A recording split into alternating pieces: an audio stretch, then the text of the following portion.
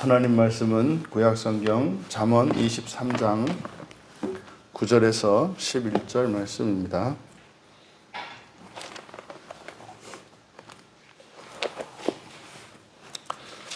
우리 같이 한 목소리로 함께 읽겠습니다. 미련한 자의 귀에 말하지 말지니 이는 그가 네 지혜로운 말을 업신여길 것임이니라. 옛 지게석을 옮기지 말며 고아들의 밭을 침범하지 말지어다. 대저 그들의 구속자는 강하시니 그가 너를 대적하여 그들의 원한을 풀어주시리라. 아멘. 미혹된 미련한 자들이라는 제목으로 말씀의 은혜를 나누고자 합니다.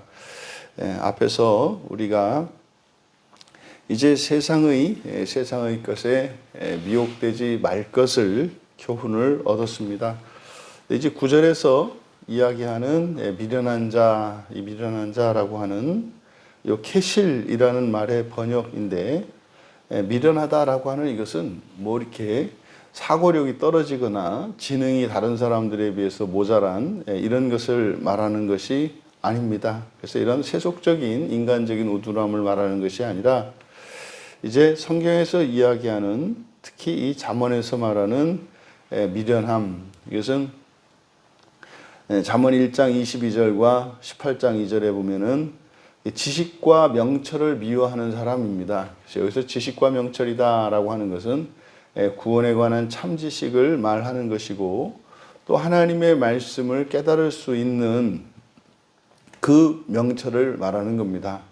그래서 이런 미련한 자들은 잠언 17장 24절에서는 땅 끝을 본다 이렇게 얘기를 합니다. 땅 끝을 본다. 그래서 이 땅을 보고 이 땅의 멸망을 보고 하늘이 아니라 땅을 바라본다.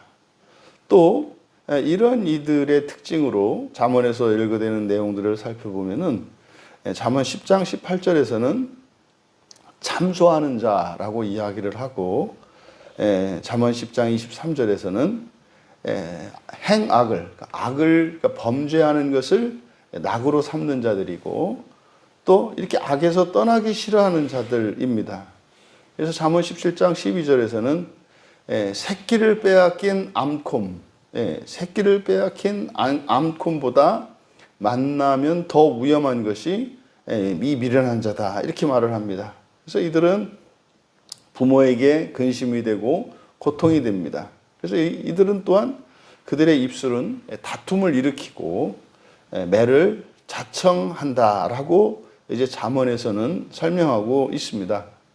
그러니까 이런 미련한 자의 귀에 말하지 마라. 이것은 말해도 그런 사람들은 지혜로운 말을 업신여길 것이기 때문이다. 여기서 말하는 이 미련한 자, 바로 이들이 미혹된 자들입니다.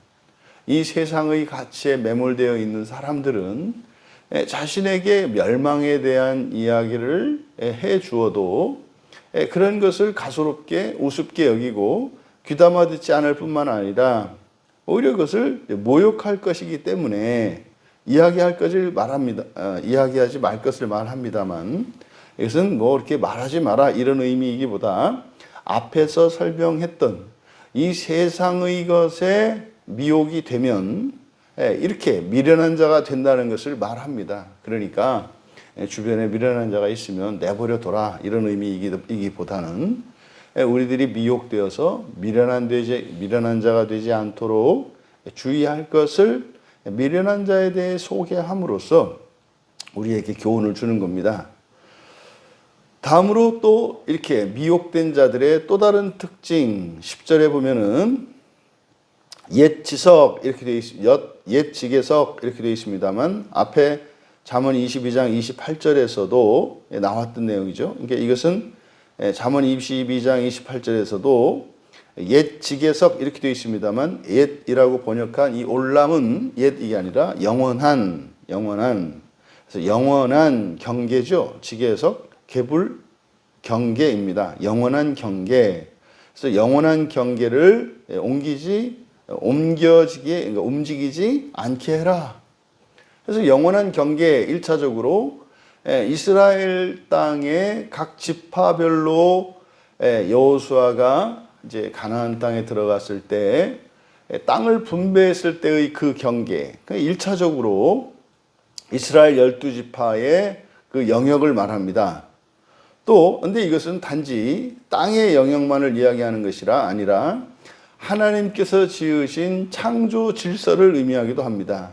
그래서 바다와 육지의 경계가 있습니다. 그래서 바다는 바다고 육지는 육지입니다. 그래서 뭐 밀물이 되어서 바닷물이 들어온다 할지라도 육지 전체를 덮지는 않죠. 그래서 바다가 넘지 못하는 그 한계, 거기가 영역입니다. 또 산이 아무리 높아도 뭐 이렇게 하늘 끝까지 다 있지는 않죠. 그래서 산 끝의 정상과 하늘 사이의 그 경계, 우리가 보통 말하는 수평선, 지평선이라고 하는 이런 경계 말입니다. 그래서 단지 영토뿐만 아니라 하나님께서 창조하신 창조 세계의 그 질서, 이것을 또 넓은 의미로 확장시킬 수 있습니다. 그러니까 지금 여기 10절은 잠언 22장 28절에서 이제 선조들이 한 것이다 라고 하는데, 바로 여기서는 선조에 대한 언급을 생략해서 하나님이 정하신 경계를 강조하고 있습니다. 그러니까 하나님이 정해놓으신 질서, 원칙, 경계, 이런 것들을 옮기지 말라는 거죠. 근데 사실 이게 이제 사람들에 의해서 바뀝니다. 뭐 실제로 봄, 여름, 가을, 겨울이라고 하는 1년 4계절의 경계가 있죠. 봄에, 여름에, 가을에, 겨울에 이런 계절적 특성이 있고, 그 계절에 따라서 땅에서 우리가 거두어 드릴 수 있는 음식물, 이런 과일이나 채소들도 다르죠. 근데 사실 오늘날은 어떻게 됐습니까? 뭐 한겨울에도 딸기를 먹을 수 있는 세상이 됐습니다. 근데 성경은 이런 부분들, 하나님이 세워놓으신 그 경계를 뛰어넘고 이런 것들이 무너지는 것에 대해서 경고하고 있는 겁니다. 이게 뭡니까? 바로 세상의 것에 미혹이 되면은 뭐한다? 하나님이 정해놓으신 이런 영원한 경계를 옮기게 되는 일들이 일어난다는 거죠. 급기야는요, 이제 남자와 여자, 하나님께서 지으신 사람의 이런 성적인 경계, 또 어른과 아이, 또 가족과 가족이 아닌 사람, 뭐 이러한 경계들이 이제 모든 게 허물어집니다. 이게 허물어져서 사실은 하나님이 세워놓으신 이런 절대적 관계들이 다 파괴가 되는 일들이 일어납니다. 그리고 다음으로 고아들의 밭에 들어가지 마라. 이제 고아들의 밭에 침범하지 마라. 그래서 침범하다라고 하는 것이 무슨 뭐 굉장히 이렇게 뭐 군대를 동원하고 막 하는 이런 의미이기보다는 여기는 그냥 들어가다라고 하는 보이거든요. 아주 뭐 그냥 완곡한 표현입니다. 근데 이제 의미는 그런 의미죠. 고아들의 밭을 침범하지 마라 할 때 여기서 그 밭에 들어간다라고 하는 것은 이제 추수하는 것을 의미하고, 그래서 그 고아들의 밭에 들어가서 추수하는 것, 또 그 땅의 주권을 뺏는 것, 뭐 이런 의미로 쓰이고 있는 거죠.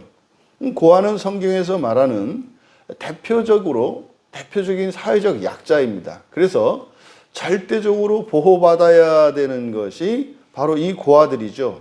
그래서 고아밭에 들어간다는 것은 그 약한 사람들의 권리를 침해하는 것이고, 또 신명기 14장 28절에 따르면은 이렇게 특별한 사회적 약자들에 대해서는 신앙의 공동체, 언약의 공동체에게는 하나님의 특별한 보호와 자비에 대한 명령이 있습니다. 근데 그런 것을 어기는 거죠. 힘이 없기 때문에, 또 도와주는 자가 없기 때문에 그들의 것을 수탈하는 것, 이것은 엄격히 이제 금하고 있습니다. 근데 그 이유를 11절에서 밝히는데, 대저 왜냐하면입니다. 왜냐하면 그들의 구속자는 강하시니, 그대로 직역하면 그들의 강하신 구속자 이렇게 됩니다. 그들의 강하신 구속자 또는 속량자, 여기서 구속하다라고 하는 것은 값을 주고 사는 것을 말하죠. 그러니까 그들의 강하신 속량자, 구속자, 그가 이렇게 됩니다.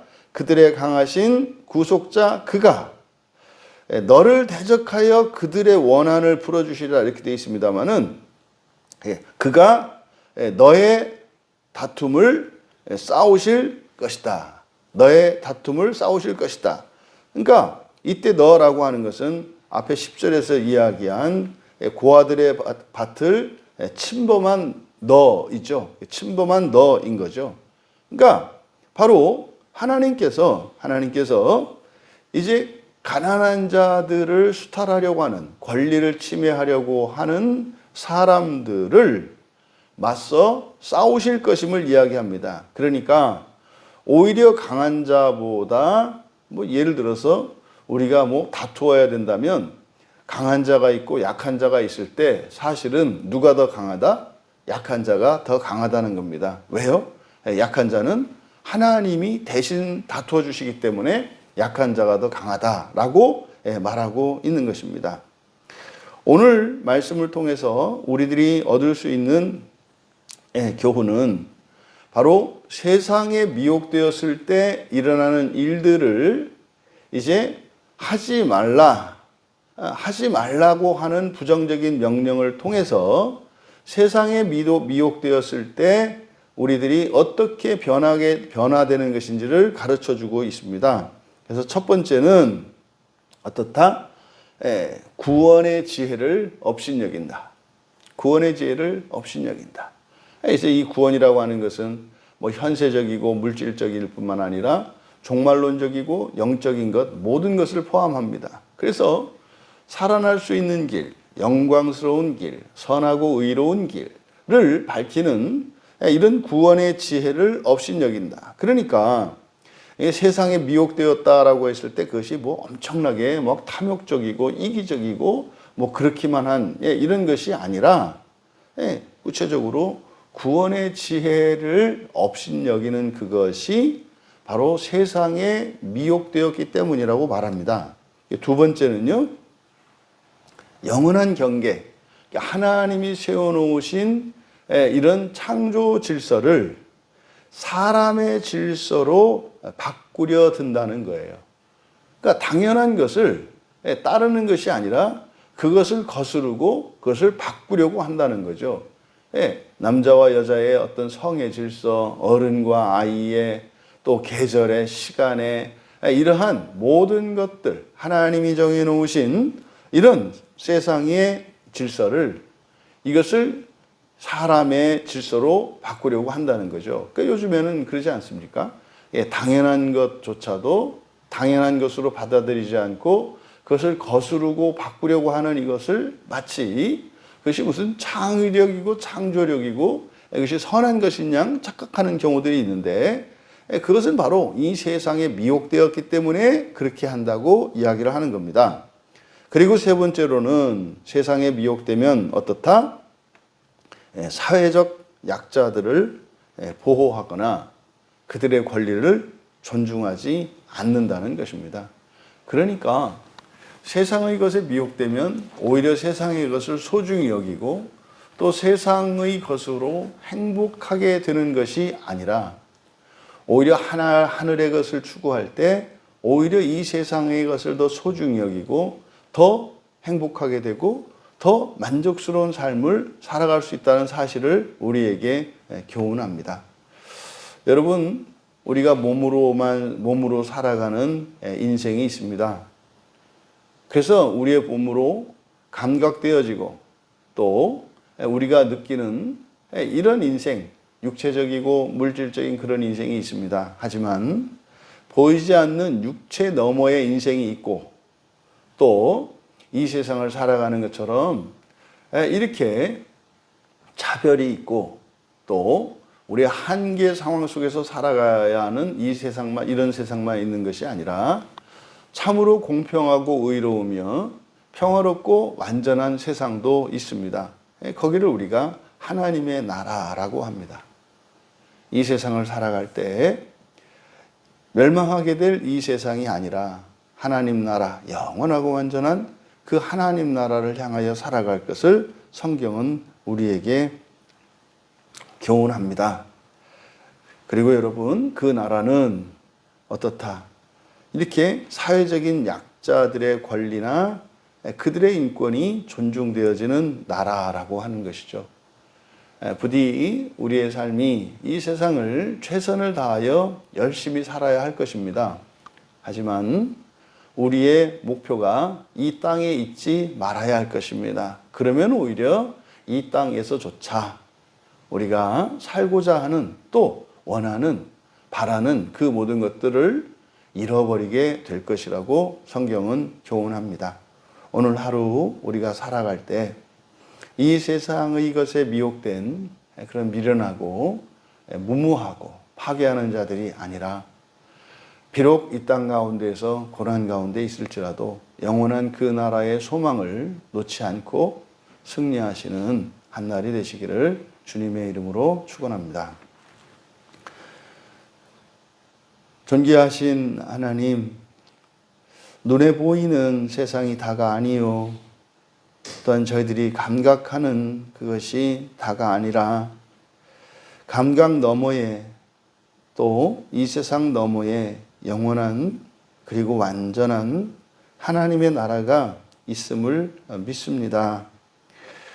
오히려 이 세상의 것에 미혹되어 멸망하는 자들이 아니라 멸망 가운데에서조차 하늘의 것을 사모하며 승리하는 저희 모두가 되게 하옵소서.